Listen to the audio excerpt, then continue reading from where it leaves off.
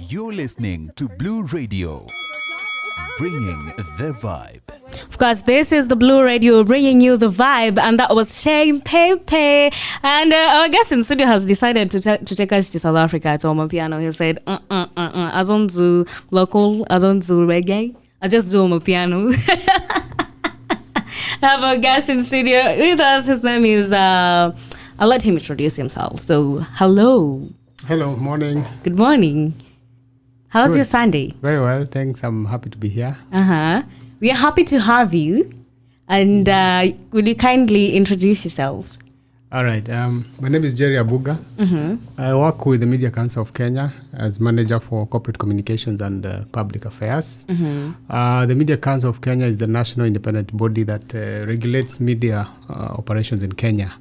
It is a body that was set up by the Media Council Act of 2013. Which gives it the mandate to actually regulate, like I've said, media operations. What do I mean by regulation? The council has 15 core mandates, which we've actually broken down into 6. We call them 6As.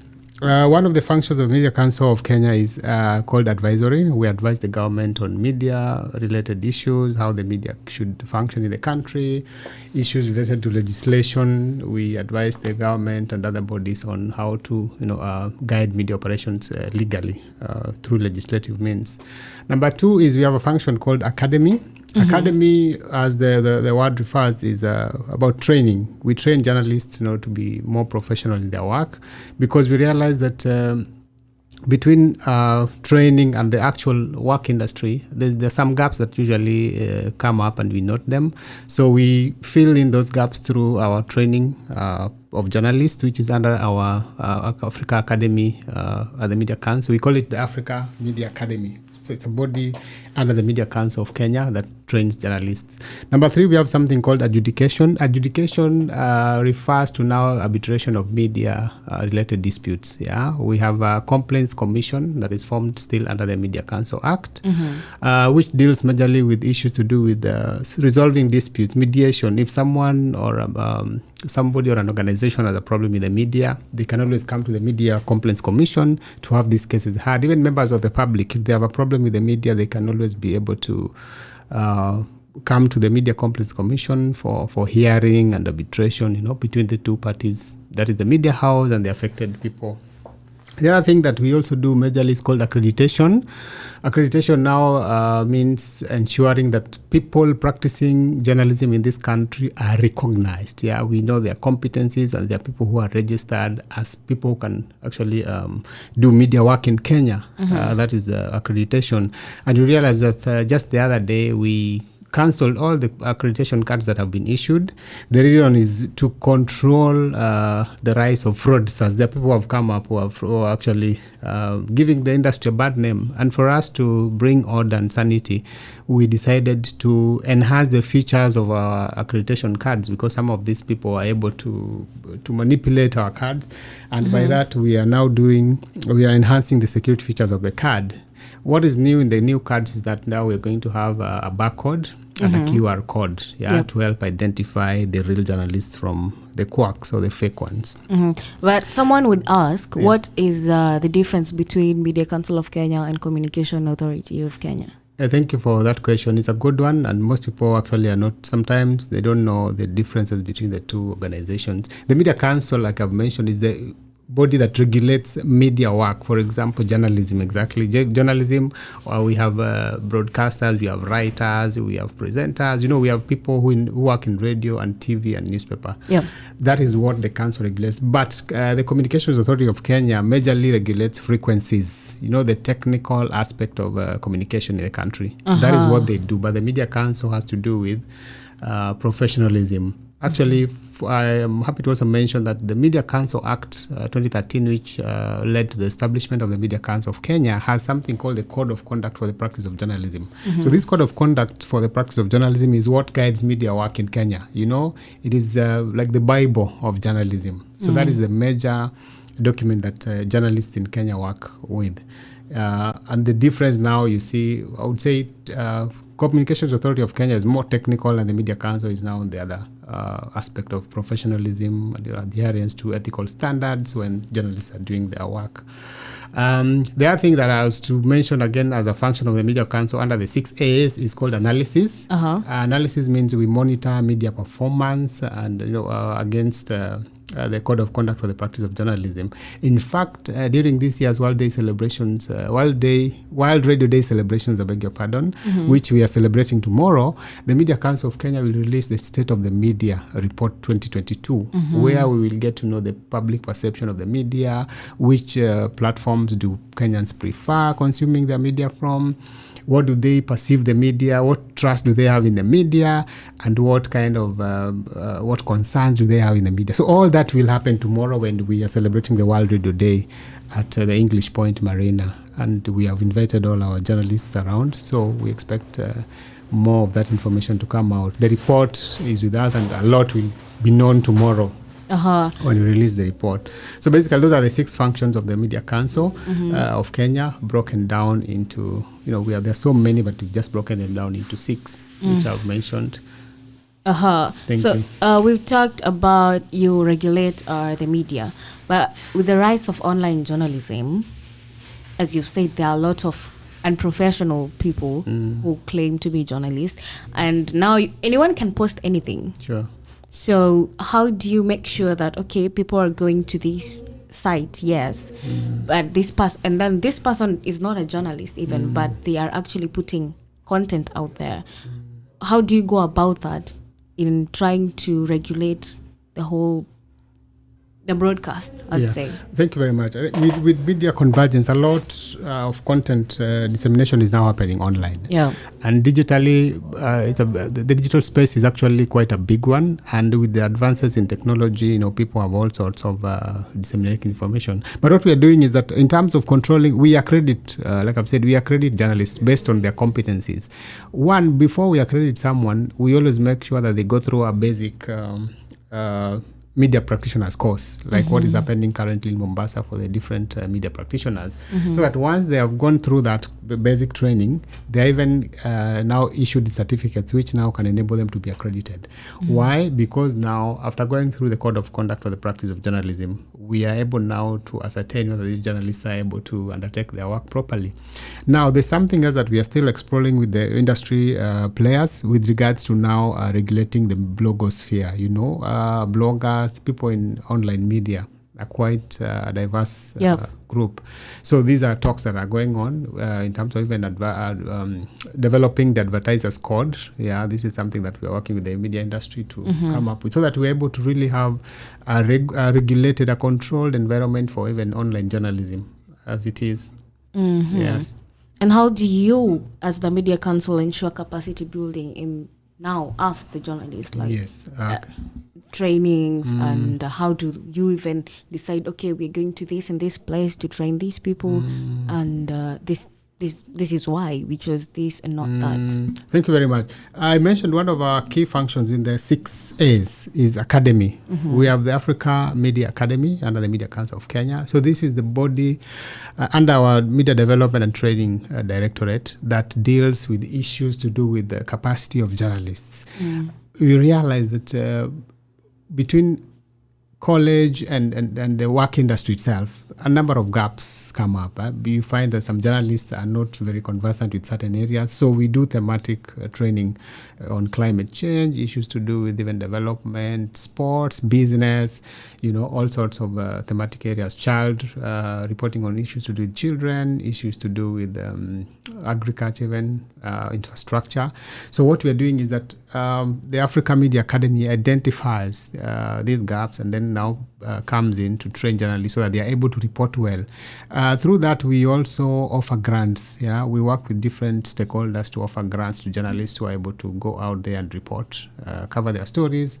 And then we're also working with different organizations to support, creativity and, good work by the media through our annual Journalism Excellence Awards. I believe most of us have heard about it. Yeah. So that is an award that recognizes the good work that journalists are doing in this country. And we do that to promote professionalism. Yes. So the thematic training of the thematic reporting. Yes. Okay. So how do you select people? Do people apply? Is there an ongoing one? Thank you. We have a program, a grant program, where we fund journalists to go out there and do stories on different areas. For example, we are working with the National AIDS Control Council. Nowadays, they're called National Endemic Diseases Control Council. They have partnered with us to give out grants to journalists to go there and just report. What we do, we usually advertise in our media platforms. Yeah, if there's something about climate change, for instance, we always advertise, and journalists submit in their applications. They go through the usual evaluation process, and then those who are qualified are given now the grants to go out there and do their work in the field. So through that, we are also linking them to mentors so that they are able to be guided correctly on how to write their stories well. Yes. I had asked a question. Is there an ongoing right now? Is there an application that people can actually apply for the thematic reporting training, or to apply for grants? The latest we had, I think, was on climate change. But usually when we have them, we advertise through our social media. Yes. Just talking about the responsibilities that the Media Council of Kenya has. And there's something I think we have to get right now is the Media Council recently revoked the press cards, the old press cards, in a bid to try and do away with quacks in the industry. And the question is, how do I actually get the new press card? What's the process? Are we going to do the same way we always did before the new ones came? Thank you for that question. Our accreditation process does not change. The only thing that is changing is now the features, the new cards, because you've enhanced the security details or features of the cards, like I've mentioned earlier. We have a barcode. We also have QR code. This can be read through any smartphone. Now, what we are saying is that those who already had the new cards for the 2023 accreditation cycle are asked to return them to us when they collect the new cards. How do you go about it? You just simply log into our portal, the Media Council website. You'll see the accreditation portal. Then now from there, you'll get the easy details that will take you to the card, the new card. So once that is done, you are able to pick your card actually from our offices immediately, like you've been doing. So okay. Yeah. Someone is asking if mine hadn't expired yet and you revoked the old ones, am I going to pay for the new one? No, it is being done at no cost because you've already paid for the other card. So these ones we are just replacing. Oh, it's more of a replacement. Yeah, you're not paying anything new for the new cards, yes. And when we were talking just off air, we were talking about how as a country, we are really not keen at checking some of these details, especially with the cards.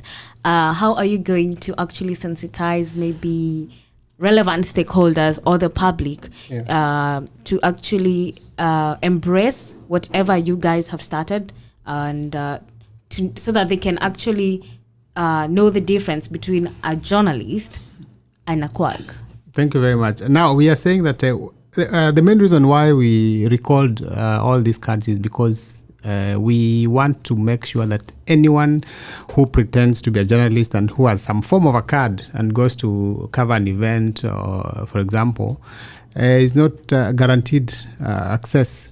But we are saying that the new cards, which have a barcode and a QR code, you are able to actually ask them when someone's come, for example, for your event at a hotel. You tell them, "Can I see your Media Council of Kenya press cards?" Then you scan it. It will give you all the details. Additionally, if you want to ascertain more that this is a journalist, you can always take their card number and send it to 40314, which is a toll-free number. Then it will give you the details whether that person is a genuine or a fraudster.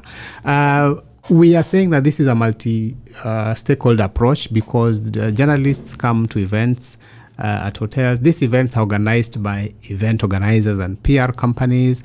Then the law enforcement agencies are also involved because now they're the people who can help in ensuring that these people operate within the law. It is a legal requirement that journalists have to be registered in Kenya. But now you see the Media Council, we don't have prosecutorial powers. We don't arrest them, but it's now the police who can actually help us to nab these characters. You know, so basically it is about trying to ensure that the people who who claim to be journalists are genuine and they can do real work, other than quacks who come and even do work that can, spoil the good name of the profession. Yeah. That is majorly why we are doing that. They're bringing a very bad reputation to the industry. And it is a collective effort that we protect our industry, all of us together, with other stakeholders, So tomorrow we are celebrating World Radio Day. Yes. And the theme of this year is radio and peace. So I'd like to know what process how do we even come to the theme? Who makes the theme of the year? Thank you very much for that question. The World Radio Day is a global event, usually organized by UNESCO, to celebrate the special place of the radio. It is done every February 13th. This year's theme, like you've aptly mentioned, is on radio and peace. And the main reason for that is looking at how radio can contribute to issues to do with peace, national cohesion, which eventually translates to development. The Media Council of Kenya has partnered with a number of bodies, organizations to celebrate this year's events. We are doing it in Mombasa. We have partnered with the Communications Authority of Kenya, Kenya Maritime Authority. We have partnered with the Technical University of Mombasa. We also have partnered with the Al Shifa Media. It's a radio station in the Coast Region. And there's also UNESCO, Kenya National Commission for UNESCO. It is called NATCOM in Kenya.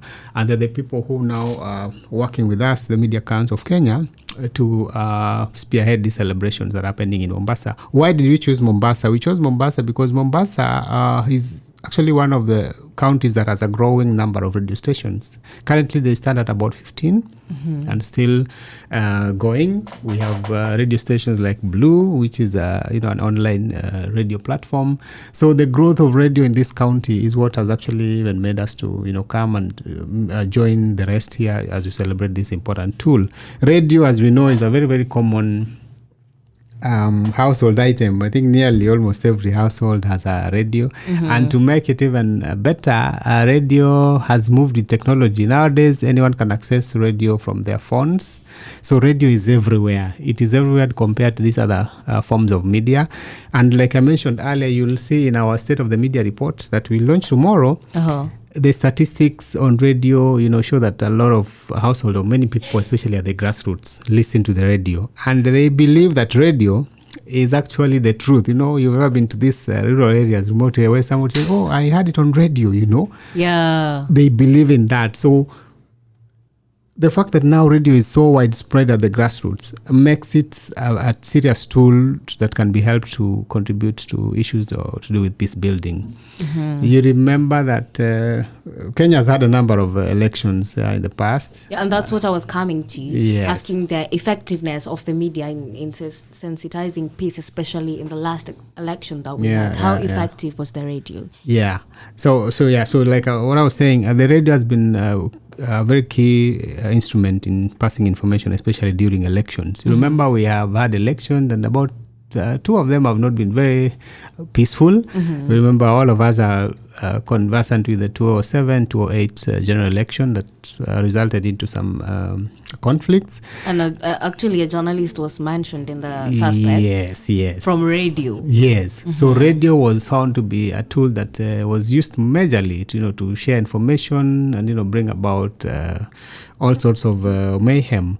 But now we are saying that the same radio can be used actually as a very good tool to promote peace. And that is why, because of its wide reach, the availability across the world, and that is why now it is being used to bring communities together. We have a number of shows, community radios, like in Kenya we have so many community radio stations and commercial FM stations that can actually be utilized in spreading peace messages. So for us, like I've mentioned, the Media Council, we have partnered with a number of organizations. We have been here for the last 3 days as run up to the main day, which happens tomorrow at English Point Marina. We've had a training for media practitioners from Friday. We've had the training of those practitioners from across the counties in the Coast Region. Yesterday we had another engagement with the media managers, radio station managers, just training them on issues to do with safety and protection of journalists and media viability. And then now today we have a football tournament. It's called the World Radio Day Amani Cup, where we're going to have 4 teams taking part. Technical University of Mombasa. There's a UNESCO team of 25 youth who are coming. There's also another team that is called Al Shifa Media. It's a media house here in Mombasa. And then there's also a team of journalists from the coast region. So these 4 teams are going to compete at the Technical University of Mombasa grounds. Just a way of, driving the message home about radio and peace. How can peace be used to bring communities together? So it's basically part of activities that we are doing in the run-up to tomorrow, the celebrations tomorrow. So tomorrow, like I mentioned, we will, of course, launch our State of the Media Report 2022, where we'll know now the different media consumption patterns in Kenya.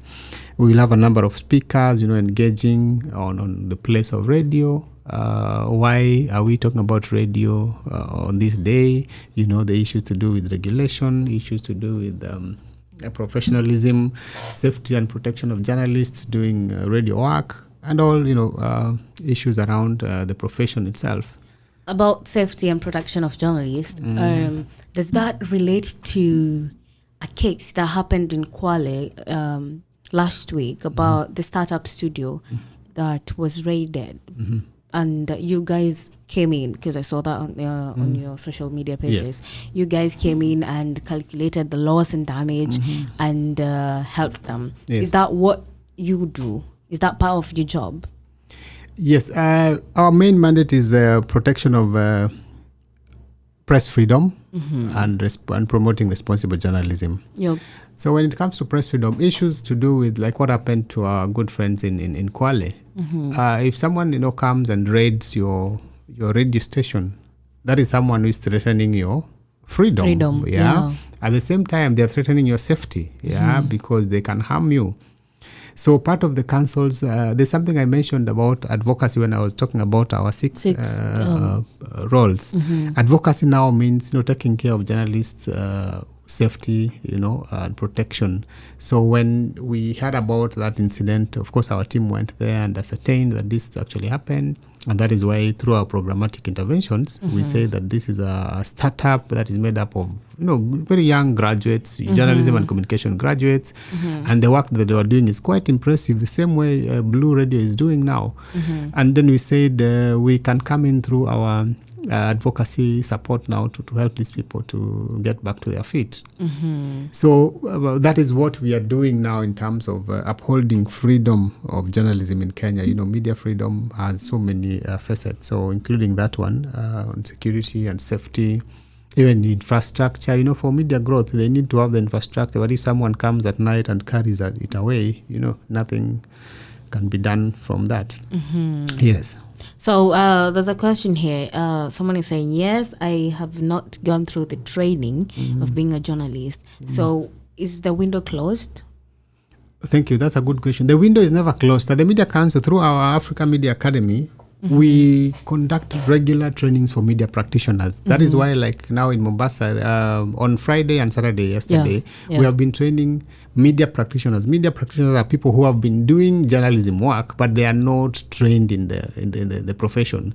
So we do this, we give them this course so that they are able to now even acquaint themselves with the basics of journalism, the code of conduct for the practice of journalism in Kenya that I spoke about, issues to do with how to report conflicts, hate speech, so that once they know that, they are now given a certificate which shows that they are now able to be accredited as journalists in Kenya.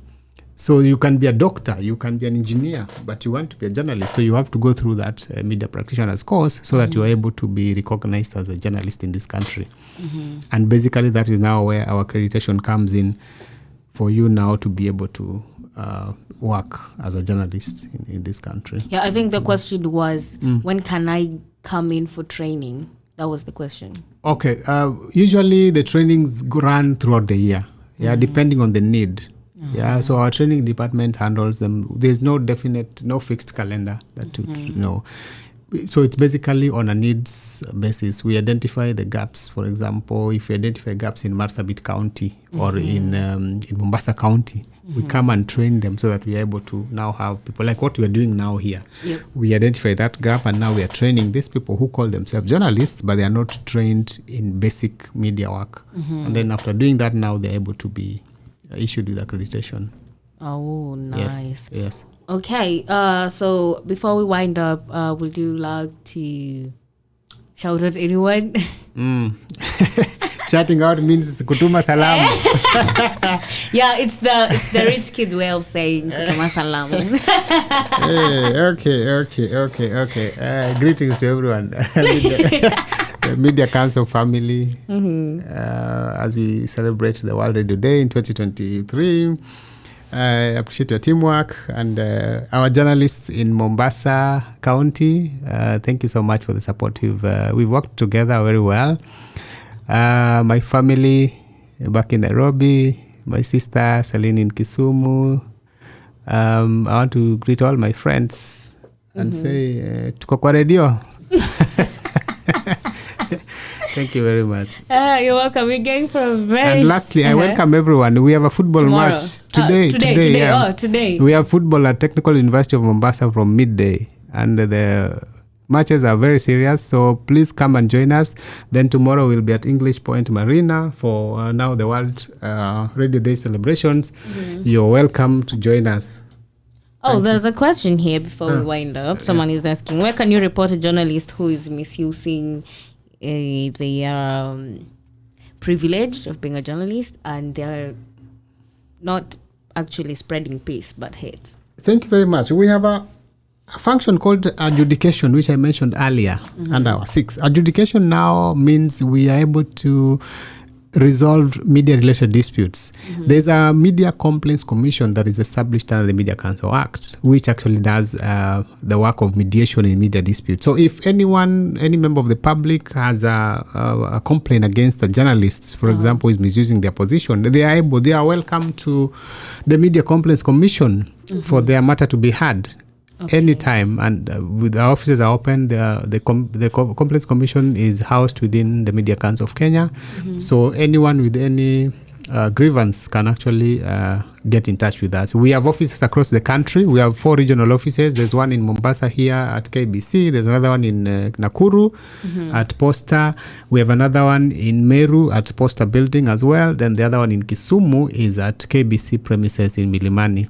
So feel free to visit all these offices. Our head office is in Nairobi at Britam Center, Upper Hill, on ground floor and first floor. So you are welcome to visit the council or the Complaints Commission with any media-related issues that you might have.